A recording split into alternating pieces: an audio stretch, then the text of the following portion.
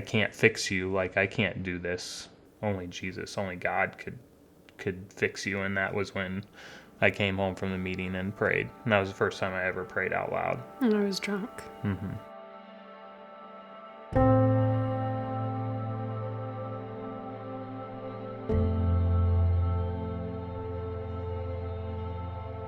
The first thing I could get my hands on was a bottle of scotch, and I just remember draining it. And as if that weren't enough, I took a handful of pills.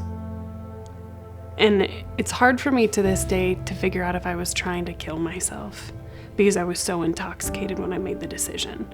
But being a social worker with, background in medical, I think it's foolish for me to not think that I would understand what would happen when you take a handful of Ativan and chase it with a bottle of scotch.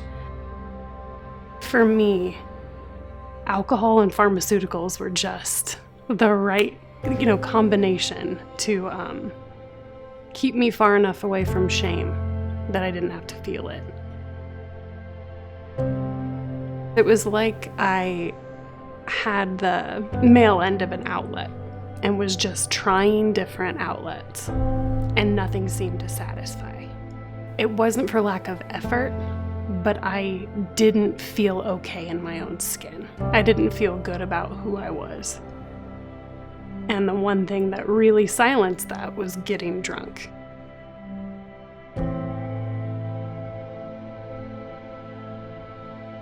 So Kyle is seeing me progress pretty rapidly through worsening symptoms and just not doing well, becoming more secretive. His son comes out for Christmas break that year, and I just disappeared, for a couple days. I didn't come home, I didn't answer my phone, and it's because I was on a bender. So he said, I'm flying you back to Kansas City to just be with your family for a while. I don't know how long. I just need time. I was so mad at Kyle. And I proceeded to try and, talk down the fact that, it's not bad. I'm just taking pills like they're candy and drinking copious amounts of vodka just to survive. My mom, she took me to my sister's house. And my sister, Kathy, is a mother of 3 toddlers at the time and the only believer in our family. I was sleeping on the top bunk in a basement in the house that every morning at 6, you hear these toddlers just run out of their rooms, and I'm still withdrawing.